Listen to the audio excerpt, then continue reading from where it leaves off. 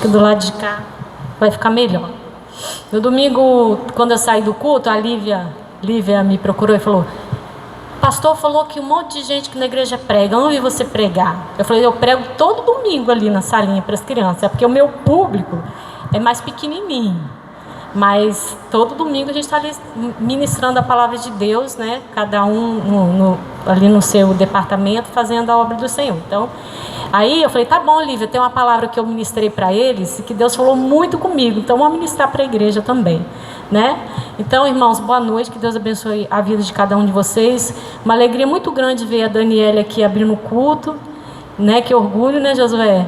Assim, é uma jovem, né, passando adiante, né, o trabalho na casa de Deus, porque hoje nós vamos falar justamente sobre isso, sobre discípulos que estavam sendo preparados, cada um fazendo a sua parte. Na verdade, o tema da mensagem nessa noite era, o pastor falou assim: qual o tema?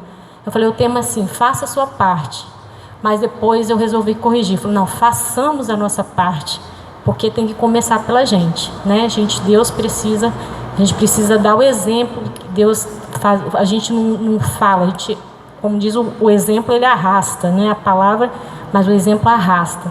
Então vamos lá no texto de 2 Reis, capítulo 6.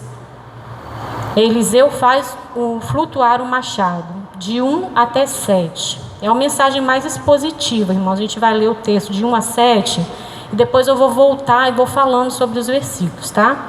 O cenário aqui era: Deus estava exercendo um tempo de juízo sobre o povo por causa de desobediência, por causa de idolatria. O povo estava se dividindo, tinham feito muitas coisas que eram mal aos olhos do Senhor, e o Senhor tinha permitido que o rei da Síria cercasse ali Jericó. E é um tempo de muita fome, A gente hoje fica escandalizado, porque lá na Venezuela eles estão falando que estão comendo cachorro, né? Comendo sangue de boi, comendo essas coisas, e a gente fica escandalizado. Mas nessa época era uma época de tanta fome, meus irmãos, que duas mulheres falaram assim: ó, vamos combinar um negócio. Cada um tinha um filho. Elas falaram assim: ó, hoje a gente come o meu filho e amanhã nós comemos o seu. Aí elas estavam brigando ali porque uma tinha comido o filho, aí no dia de comer o filho da outra ela escondeu o filho dela. Então era um tempo muito difícil, de muita fome. Mas mesmo nesse tempo difícil, Deus, o profeta Eliseu, ele não era só um profeta itinerante, ele também cuidava de escolas de profetas. Então tinha uma escola de profetas e havia mais ou menos ali uns 100 alunos ali naquela escola, né? E essa escola, apesar de toda a dificuldade, toda a fome, de tudo, Deus estava abençoando essa escola de profetas, e Eliseu ensinava ali naquela escola e supervisionava ali aquela escola de profetas. Então, nesse tempo de caos, mas Deus estava cuidando para que a palavra dele continuasse, porque a palavra de Deus, ela é fiel. E Deus falou assim: ó, passaram céus e terras, mas a minha palavra não há de passar. Então, quando Deus mandou o dilúvio, ele deixou a semente, deixou Noé e sua família para continuar a palavra, para continuar com as profecias. Quando Eliseu estava lá sozinho, pensando que tinham matado todo mundo, falou: só eu que fiquei. Deus falou assim: não, tem mais 7.000. Então Deus sempre vai deixar uma semente numa geração para que a palavra dele continue. E aqui nessa escola havia mais ou menos uns 100 alunos e estava crescendo. Então nós vamos ler e depois eu vou voltando versículo a versículo para a gente explanar aqui esse texto, tá bom? Vamos lá. Eliseu faz o machado flutuar. Os discípulos dos profetas disseram a Eliseu: como vês, o lugar onde nos reunimos contigo é pequeno demais para nós. Vamos ao rio Jordão, onde cada um de nós poderá cortar um tronco para construirmos ali um lugar de reuniões. Eliseu disse: podem ir. Então um deles perguntou: não gostarias de ir com os teus servos? Sim, ele respondeu, e foi com eles. Foram ao Jordão e começaram a derrubar árvores. Quando um deles estava cortando um tronco, o ferro do machado caiu na água, e ele gritou: ah, meu senhor, era emprestado. O homem de Deus perguntou: onde caiu?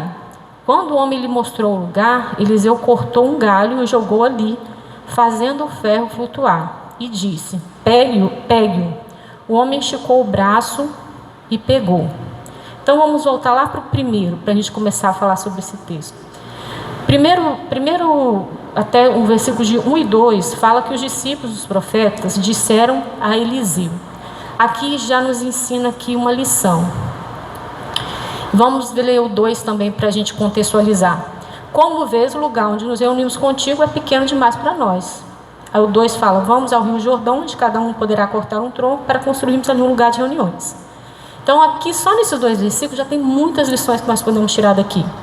Primeira coisa, os discípulos dos profetas disseram a Eliseu. Eles foram a Eliseu. Eles identificaram uma necessidade daquela escola, que era um seminário ali, né? Como se fosse a igreja, né? Apresentando aqui a igreja. Porque na igreja também é um seminário, que a gente aprende a palavra. Então eles identificaram ali um problema. Aqui já está apertado demais para nós.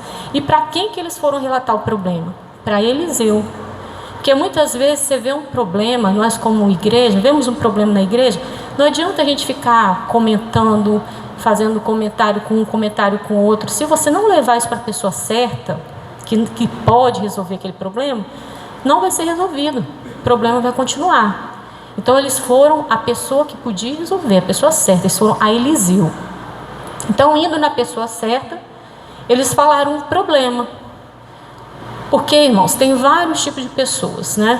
Tem pessoas que olham o problema, identificam a necessidade e ficam quietas, não falam nada. Porque aí não quer, tem medo de sobrar para elas, né? Não, eu estou vendo que está com problema, mas esse negócio vai acabar sobrando para mim, vai que eu tenho que carregar tronco. Melhor ficar quietinho aqui na minha. Então, vê, aquele negócio fica ali, não vai para frente, não vai para trás, não vai para lugar nenhum. Fica na mesmice e, de repente, ela que viu, identificou aquele problema, não falou nada, com medo de sobrar para ela fazer também. Tem outro tipo de pessoa também, que é pior ainda.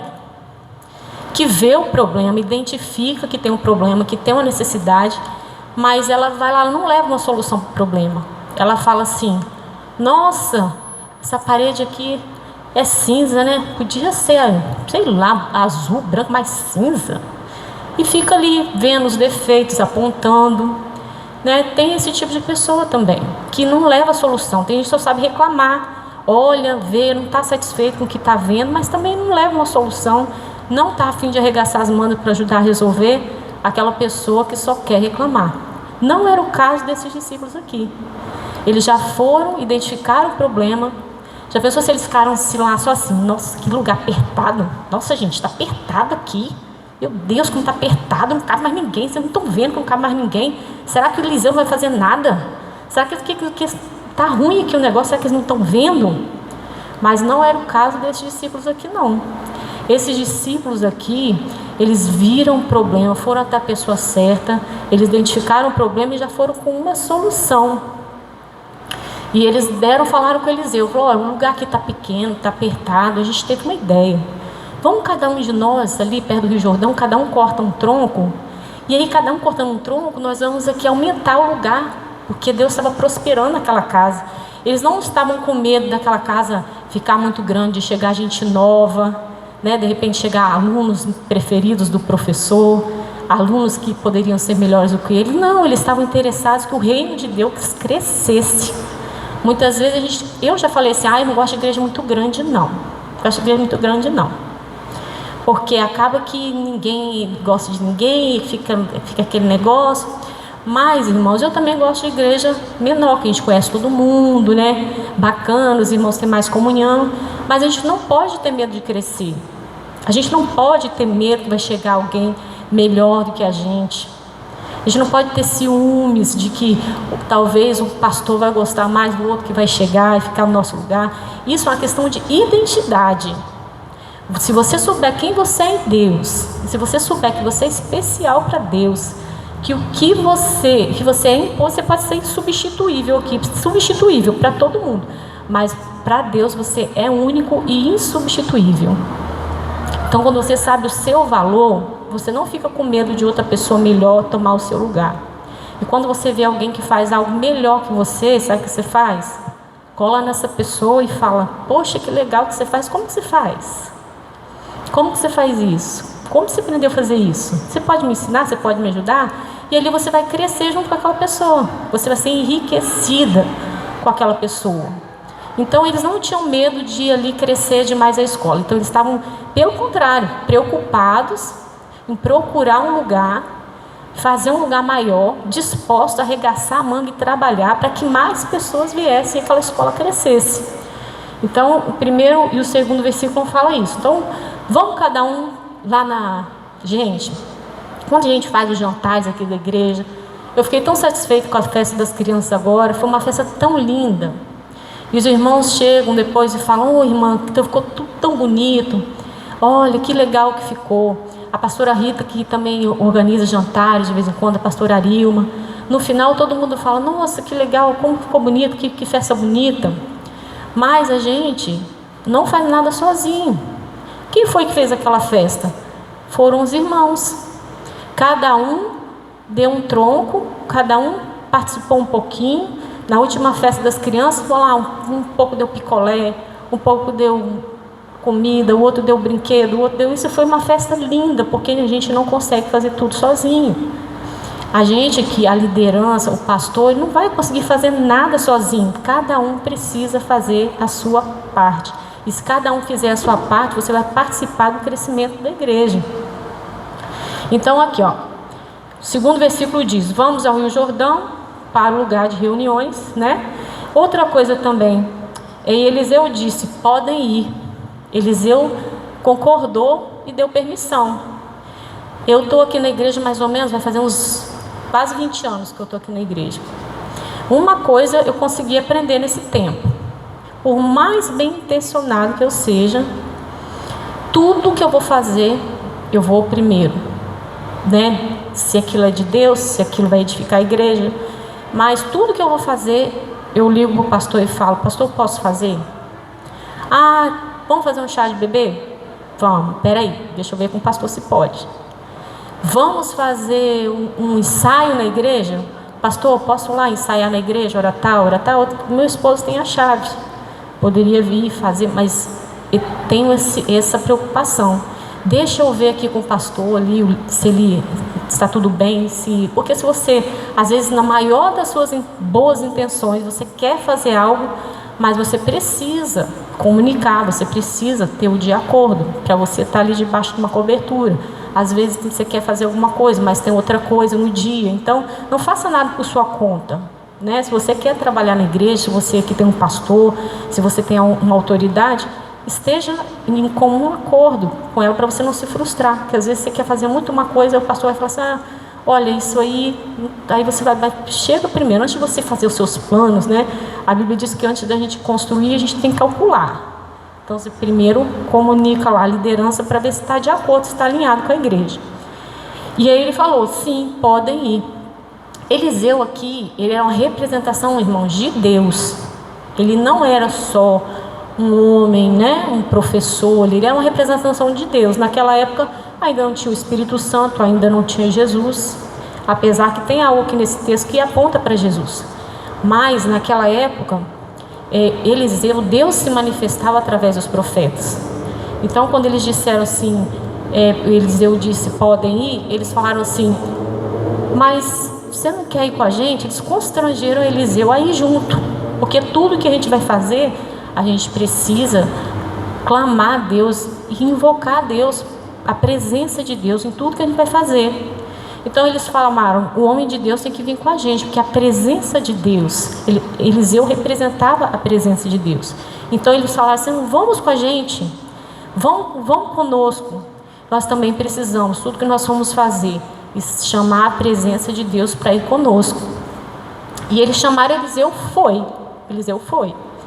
Ele falou: podem ir. Eles pediram: vamos. E Deus também, quando você quer fazer algo que é para crescimento da obra de Deus, né, Deus sempre vai falar: vamos, sim, porque Deus falou que os ouvidos deles não está entupido para que ele não possa ouvir, e nem as mãos do Senhor estão encolhidas para que ele não possa abençoar. Então, se é para o crescimento da obra de Deus, não é nada contrário à palavra, com certeza Deus estará sempre conosco, nos ajudando, porque é para isso que nós estamos aqui, para fazer a obra de Deus crescer. Isso está totalmente de acordo com a vontade de Deus.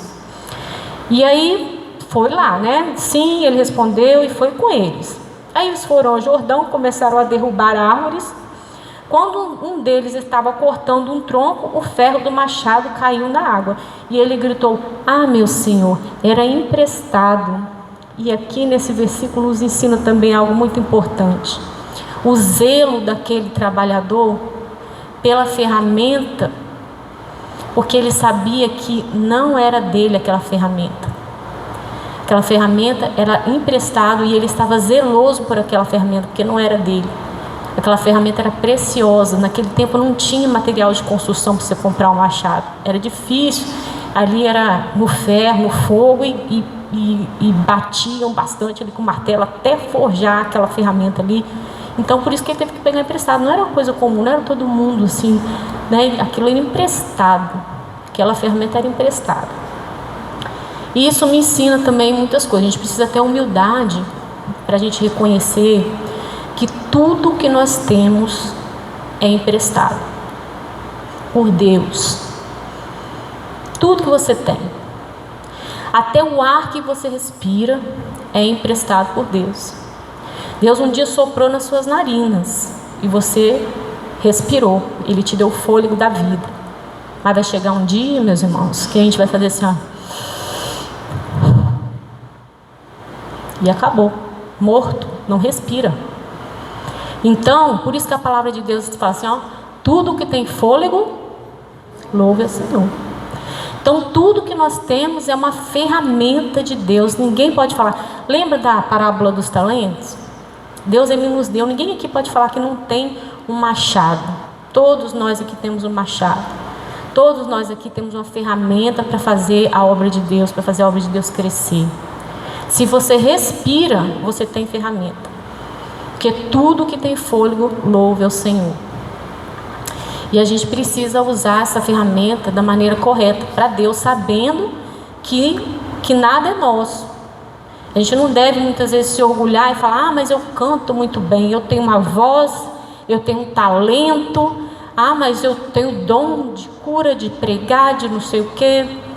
A gente precisa ter humildade e lembrar que tudo que nós temos é emprestado. Nós não vamos levar nada para o caixão. Você não vai levar dinheiro para o caixão, você não vai levar sua família, seus filhos, você não vai levar seu dom, sua voz, você não vai levar nada. Então, enquanto você tem fôlego, enquanto você está vivo, porque tudo vai ficar aqui, use todas as ferramentas que você tem na obra do Senhor. Porque lá na parábola dos talentos, o Senhor deu um talento para um, deu 2 para o outro, deu 5 para o outro. Ele não falou que não tinha um servo que ele não deu talento nenhum. Ele deu um, enterrou. O que deu 2, multiplicou. O que deu 5, multiplicou. Aí ele falou com o que deu 5. Saiu, voltou. Quando ele voltou, cadê os 5 talentos que eu te dei? Ah, ele transformou em 10. Servo bom e fiel. Sobre o pouco foste fiel, sobre o muito te colocarei. Participa da alegria do seu Senhor. Aí ele foi lá no que tinha 2 talentos. O que você fez com os talentos que eu te dei? Ah, multipliquei, virou 4. Servo bom e fiel, sobre o pouco foste fiel, sobre o muito te colocarei. Participa da alegria do seu Senhor. E o servo que só tinha um talento? Enterrou.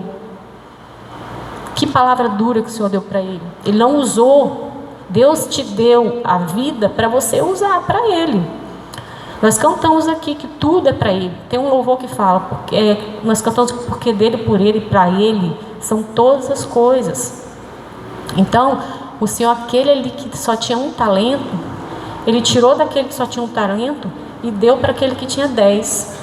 Então, às vezes você fala assim, ah, mas eu já faço demais na igreja, eu já faço isso, já faço aquilo. Irmãos, quanto mais você puder multiplicar o seu talento, mais você vai ganhar depois no final. E Deus falou com aquele que só tinha um talento, falou que ele ia para um lugar que tinha ali choro e ranger de dentes. Nossa, que triste, né? Porque que ele não usou aquilo que Deus deu para ele. E eu fico pensando assim, meu Deus, quando eu não puder mais dar aula para as crianças, o que eu vou fazer? Porque eu dou aula para as crianças, o que eu posso fazer? Aí eu fico feliz quando o pastor chama, ah, você pode me ajudar com o jantar? Eu vou com toda alegria fazer a obra. Dá um trabalho às vezes, né?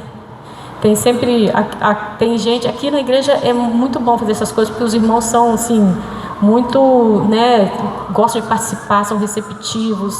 Os irmãos Às vezes vem de onde você nem espera. Vem, não, eu quero fazer isso, eu quero fazer aquilo. A gente tem muita gente talentosa aqui, cheia de dom, cheia de ferramenta para usar, né? E às vezes a gente se surpreende com os irmãos. Tem aqueles também que quer vir no jantar, quer comer bobó de camarão, mas quer trazer o cozido. Mas, irmãos, nós somos gente, e a gente vai crescendo e aprendendo a cada dia, né? Então, eu falei assim, Senhor, o que eu vou fazer quando eu não tiver mais pique para dar aula para essas crianças? Aí eu fiquei falando assim, já sei, vou aprender a fazer crochê, vou fazer uns sapatinhos de crochê, porque toda vez que nascer uma criança na igreja, ela vai ganhar um sapatinho de crochê e uma touquinha minha. Eu já estou aqui planejando o que eu vou fazer quando eu tiver veinha, mais veinha, né? Já sei, vou fazer um crochê e vou lá. Toda criança que nascer vai ter um sapatinho e uma touquinha. Que aí eles vão lembrar de mim assim, aquela irmã, toda vez que nasce um neném na igreja, no culto do bebê lá, no chá de fralda, ela dá um sapatinho, uma touquinha que ela mesma fez. Ou se não, irmãos, quem sabe não saber fazer um brigadeiro bem gostoso, um bolo. E aí eu vou fazer aquele bolo bem gostoso, aquele brigadeiro bem gostoso. Vou falar, vou dar ali para os adolescentes ali na cantina, que eles vão vender. E aí vou doar para eles. Não, gente, quem não tem uma lata de leite condensado, um pouco de Nescau em casa, né? Faz ali uns 30 brigadeiros, doa ali para os adolescentes, eles vão vender na cantina, e eles vão poder fazer o retiro deles. Você está plantando na próxima geração, porque lá no retiro não é só diversão. Lá no retiro eles vão aprender a palavra, eles vão ser ministrados, eles vão orar, eles vão crescer em comunhão, eles vão aprender com os líderes que estão organizando aquele retiro, para quando eles crescerem, eles fazerem também. Eu lembro na minha igreja, a gente tinha retiro, vamos fazer retiro também. Então a gente está ensinando para a próxima geração. Então eu fiquei falando com o Senhor, eu vou ser a irmãzinha do ciclo de oração, vai ser a intercessora, eu só não posso ficar parada, eu só não posso enterrar aquilo que o Senhor me deu, porque o Senhor não quer que a gente enterre. Gente, e às vezes, Deus sabe o valor do nosso machado. Às vezes está ali na porta, eu vejo assim o Nivaldo ali na porta, às vezes você pode achar assim, o irmão só fica ali na porta, ali, vigiando a porta, vigiando os carros. Isso não é muito importante, isso não é uma coisa assim digna, assim, ficar lá na porta. Mas, irmãos, é muito importante, a igreja precisa de uma pessoa ali na porta. Outro dia, um piscada que deu, há um tempo atrás, aí, a Júlia, a menininha pequenininha, uma piscada que se deu, a menina pequenininha saiu ali daquele portão e estava indo para a Rodovia do Sol, e o pai dela conseguiu pegar ela na beira da rodovia.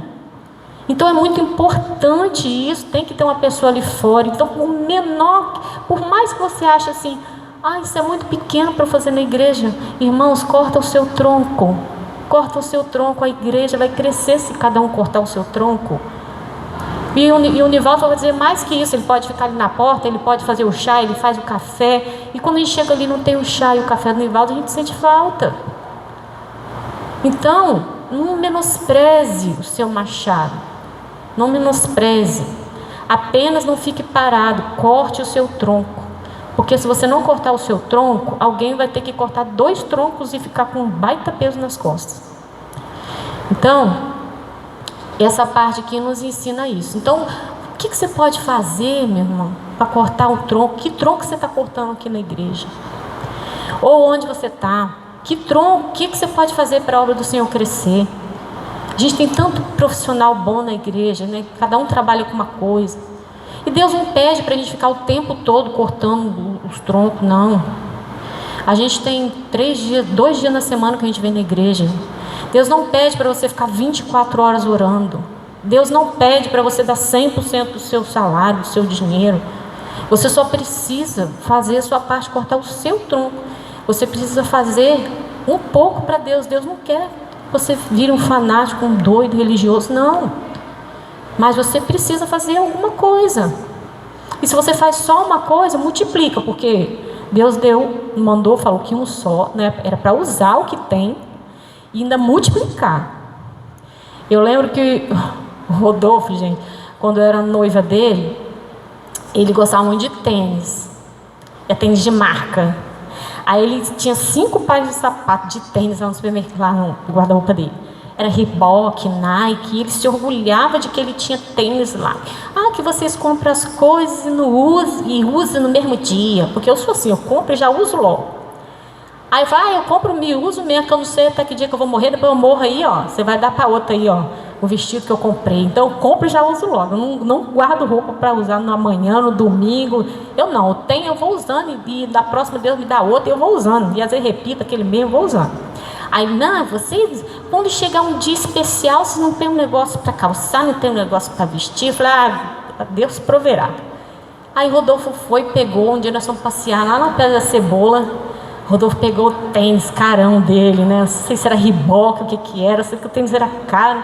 Estavam 6 meses, 7 meses guardado lá o tênis, não sei quanto tempo que estava guardado aquele tênis. Aí ele foi todo bobo, botou o tênis no pé, nós fomos passear. Chegou lá no passeio, o tênis dele derreteu toda a sola. Derreteu aquela sola, tênis novinho, nunca tinha usado tênis. Estragou por falta de uso. Porque tudo que a gente não usa, estraga. Você pode saber fazer uma coisa muito bem. Se você não ficar fazendo aquilo, vai chegar uma hora que você vai perder a prática. E você não vai fazer tão bem como você fazia, porque você não está praticando.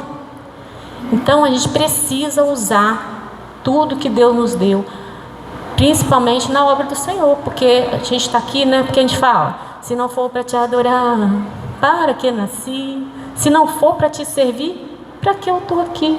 A gente está aqui de passagem, não vai levar nada. Então usa tudo que você tem, usa. E usa um pouco para a obra de Deus. Como eu falei, Deus não quer você, não exige 24 horas, né? Você fazendo só coisa de igreja. Mas você precisa priorizar, buscar primeiro o reino de Deus. Você precisa se preocupar em fazer a sua parte para o reino de Deus crescer. Aí vamos aqui. Eles foram lá, o machado era emprestado, né? Ele falou, ele lamentou porque era emprestado, ele tinha preocupação, porque ele ia dar conta daquele machado, né? Então ele tinha preocupado, meu Deus, o que eu vou fazer agora? Porque o dono vai vir me cobrar, igual o homem dos talentos lá, que Deus falou, que o homem voltou e falou, cadê, o que você fez? E um dia nós vamos prestar contas para o Senhor, e o Senhor vai perguntar, o que você fez com o tempo que eu te dei? O que você fez com a voz que eu te dei? O que você fez com a inteligência que eu te dei? O que você fez com o seu corpo? O que você fez com tudo? Nós vamos ter que prestar conta para o Senhor. Então a gente precisa estar preocupado com isso. Lá, o homem de Deus perguntou, onde caiu? Ele tinha levado o homem de Deus, ele tinha levado a presença de Deus com eles. Imagine se o profeta não tivesse ido. O machado dele ia ficar lá no fundo do Rio Jordão, aquele rio sujo, não dá para achar. Então o machado ia ficar lá, ia perder o machado dele. Mas ele tinha levado o homem de Deus. E o homem de Deus falou, onde caiu? Nesse ano, no dia do pastor, eu dei uma crise de choro. Sabe por quê? Porque Deus me trouxe a consciência assim, ó, você está usando... Eu lendo essa lição aqui, eu me identifiquei e falei, você está usando direito o machado? Você está usando direito a ferramenta que eu te dei? Eu me senti, meu Deus, eu estou assim, tão... às vezes a gente se sente assim, fazendo muito tempo uma coisa, a gente se sente assim, né? Aquilo vira uma rotina, né? Eu estava ali com a dificuldade, ali nos juniores, eu estava perdendo um pouco a minha alegria, sabe? De ministrar ali quinta, domingo de manhã, domingo de noite, só eu. Aí entravam algumas pessoas, não se identificavam com o ministério, saíam, entrava outra, saía, eu continuava sozinha. E eu falei, Senhor, eu estou cansada, eu não estou fazendo direito. Então aquilo me deu, Senhor, isso eu não estou fazendo direito, Senhor, eu não estou dando 100%, mas é porque eu já estava cansada, saturada, isso só eu, estava me sentindo. E aí eu falei com Deus, Senhor, restaura a minha alegria de te servir nessa área, porque essas crianças precisam. Os filhos dos irmãos que congregam comigo na igreja, eles precisam de ter uma ministração. Se as pessoas não estão preocupadas, eu estou cansada, eu estou perdendo a alegria de fazer essa obra, mas não permita. É como se falasse, Senhor, meu machado caiu aqui, está no fundo do rio, e eu preciso que o Senhor faça flutuar esse machado, porque porque é um instrumento que hoje eu tenho para servir ao Senhor. Então eu fiquei ali naquela angústia, ali, dia do pastor, que pastora que estou sendo eu? Que pastora? Eu não sou digna de ser chamada pastora, eu não estou pastoreando essas crianças, eu estou cansada. Mas graças a Deus, depois o Senhor levantou o Adalto me ajuda, depois veio o Renan, e graças a Deus eles estão aí firmes, né? Graças a Jesus. E os filhos dos irmãos estão sendo muito bem ministrados. Graças a Deus, o Senhor levante. Não é fácil ficar lá no departamento infantil com as crianças todo domingo, sempre Marcilene, sempre Márcia. Irmãos, muita gente, se cada um fizesse uma ministração para as crianças, se preparasse, fizesse um domingo, sabe, ia ficar tão mais leve. Mas não é fácil. Não é fácil. É sempre as mesmas pessoas carregando um monte de tronco. É pesado. O Josué chegou agora para os jovens, glória a Deus. A pessoa chega, alguém para ajudar o Josué. A Gisana ali com os adolescentes, irmãos. Nós somos uma igreja, nós temos aqui muitas pessoas. Muitas pessoas são ativas na igreja, fazem alguma coisa, mas muitas ficam anos e anos e anos e não usam nada que tem para a obra crescer. Sabe, nós precisamos saber que nós vamos dar conta de todos os instrumentos que o Senhor nos deu. Sabe, você pode ficar ali na porta, você pode fazer um café, você pode trazer um brigadeiro para os adolescentes venderem, mas faça alguma coisa. Fala para Deus, onde que o meu machado caiu? Às vezes você tinha alegria de pregar, você tinha alegria, alguma coisa às vezes interrompeu ali, fez você perder, o seu machado caiu no fundo do rio. Pergunta, o profeta falou, o que aconteceu? Onde caiu? O homem de Deus. Onde que caiu? Aí você vai falar assim, olha, abre o seu coração para Deus, fala assim, eu gostava tanto de orar, agora eu já não oro mais como eu orava, eu não leio a Bíblia como eu lia, eu não tenho mais alegria de ir na igreja, eu fazia um negócio tão bem, agora eu não tenho mais essa alegria. Você precisa falar para Deus. E aí o profeta fez o quê? Jogou um pedaço de madeira, simbolizando, apontando para a cruz de Jesus. Jesus, ele te anima, ele te dá força, ele te mostra onde que você caiu.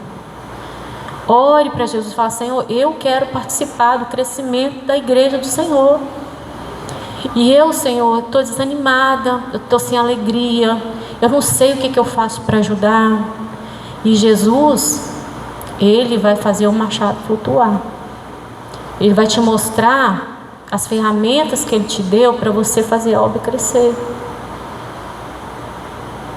Porque, irmãos, acontece, muita gente começa a cantar na igreja, muitos artistas aí começaram a cantar na igreja, no coral da igreja, nas ministrações lá, fazendo uma apresentação de Dia das Mães, de Dia dos Pais, mas aí acharam que eram alguma coisa que é meu talento, é meu dom.